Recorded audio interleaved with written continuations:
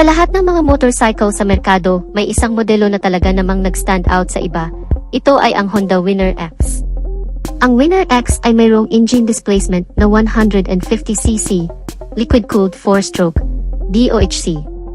Mayroon din itong pang-akit na LED headlights, front-face sporty design, na talagang nagpapakita ng pagka-agresibo kapag ito'y rumampa sa daan. Ang Winner X ay mayroong advanced suspension system na nagbibigay ng mas mataas na komportableng biyahe. Mayroon din itong anti-lock braking system na nagbibigay ng mas ligtas na pag-apply ng brake sa lahat ng kondisyon. Huwag mag-atubiling suriin ang Honda Winner X sa kanyang advanced technology at sporty design at siguradong magugustuhan mo ito. At sa reputasyon ng Honda for quality and durability, sigurado ka na hindi ka magsisisi sa pagpili ng Winner X at mas lalo ka pa na mananabik ay ngayon meron ng anti-lock braking system na teknolohiya. Meron din itong sporty muffler, digital instrument cluster, at makulay na mga color variants na pagpipilian. Ang Honda Winner X ay kilala din bilang Honda RS-X 150. Meron na itong maliwanag na mga LED headlights, tail lights, at turn signal lights. Meron hazard function at pass light switch. Napaka-compact din ng kanyang forma. Sa kabilang dako naman ay unti-unti na ring na-distribute ni Honda ang Honda Winner X sa iba't ibang parte sa Asia, kagaya na lamang ng sa Vietnam, Indonesia, Cambodia, Maldives, at ang pinakahuli nga ay sa Malaysia. Talagang papatok sa mga Pinoy ang kanyang makabagong disenyo na sporty aggressive na may pagkamoderno, na nagbibigay ng isang magandang hitsura o disenyo sa isang motorsiklo. Ang mga modelo ng Winner X ay mayroong iba't ibang kulay at disenyo na nagbibigay ng pagpipilian sa mga customer. Sa kabuuan, ang Honda Winner X ay isa sa mga pinakamagandang pagpipilian para sa mga motorista sa Pilipinas dahil sa kanyang pagiging unique sa disenyo at subok na kalidad ng motorsiklo. Kung ikaw ay naghahanap ng isang motorsiklo na magbibigay sa iyo ng satisfaction when it comes to safety and security and at the same time ay mayroong magandang kabuang hetsura, ang Winner X ay isa sa mga dapat mong isaalang-alang.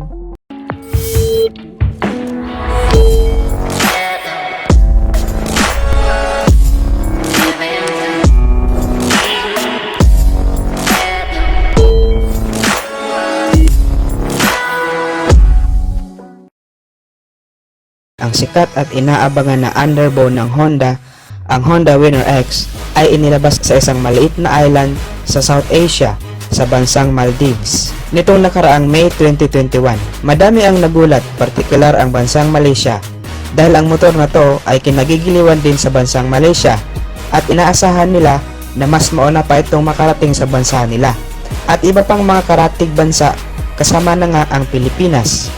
At makalipas nga ang 5 buwan, kasunod naman itong inilabas sa bansang Malaysia na may pangalang Honda RS-X 150 nitong nakaraang October 2021.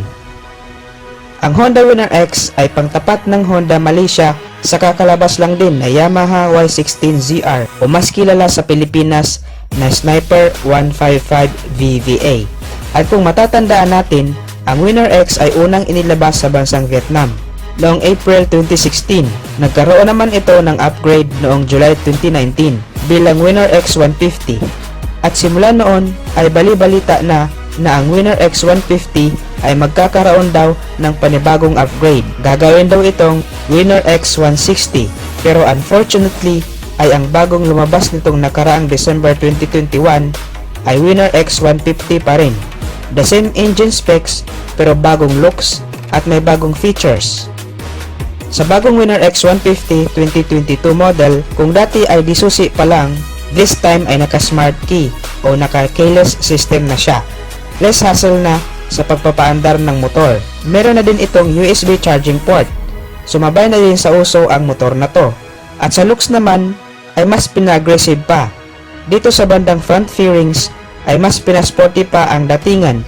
At kung dati ay naka-oscillate ang kanyang signal light sa unahan, this time ay nagawa na ito ng paraan. Madami na din kasi ang nagrereklamo dahil madali daw itong masagi at magre-resulta nga sa madali ang pagkaputol ng signal light. Dito naman sa bandang likuran ay nawala na ang butas niya for aerodynamics at mas naging simple o plain design na lang. Ang handle grip naman sa likuran ay the same pa rin na nakahiwalay at ang kanyang digital panel ay also the same ang hitsura. Ang bagong Honda Winner X 150 ay mayroong 149.1 cubic centimeter engine displacement, 4-stroke, single cylinder, dual overhead cam, 4 valves, liquid cooled at naka-programmable fuel injected na signature na kay Honda. Compression ratio is 11.3:1 na kayang mag-produce ng maximum power of 15.4 horsepower at 9,000 RPM, while ang kanyang torque naman ay nasa 13.5 Newton meter of peak torque at 6,500 RPM. So kung mapapansin nga natin, ay ang engine specs nitong bagong Honda Winner X150 2022 model ay kapareho lang talaga sa engine specs ng lumang Winner X150 2019 model. Regarding naman sa fuel tank capacity niya ay the same pa rin sa dati na 4.5 liters. Mas okay sana kung tinaasan pa nila ng kaunti ang fuel tank capacity dahil ang 4.5 liters ay masasabi nating medyo bitin para sa isang 150cc underbone motorcycle. Seat height is 795mm. Ground clearance ay nasa 151mm. Proceed naman tayo sa sukat ng kanyang gulong. Meron itong 90 by 80 with 17-inch mag size sa harap, 120 by 70 with 17-inch mag size naman sa likuran. All tubeless. So the same pa din sa old model.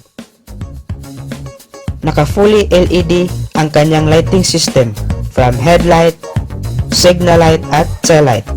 Meron itong 122 kilograms na bigat. Meron naman itong tatlong klase ng variants.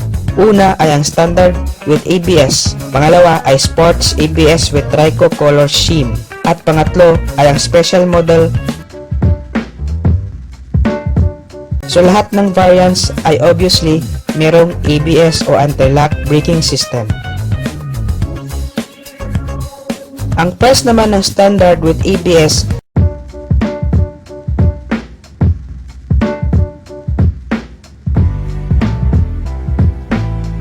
ang presyo naman ng sports ABS with tricolor shim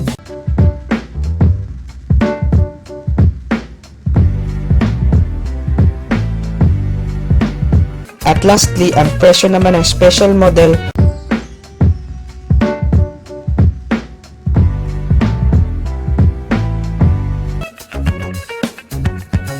So ano ang masasabi nyo mga ka-Wizard Moto? Papatok pa rin ba ang Winner X 150 sa Pilipinas? At ano ang masasabi nyo sa bagong Honda Winner X 150? Just comment your thoughts in the comment section below. So hanggang dito na lang tayo. Thank you for watching and ride safe.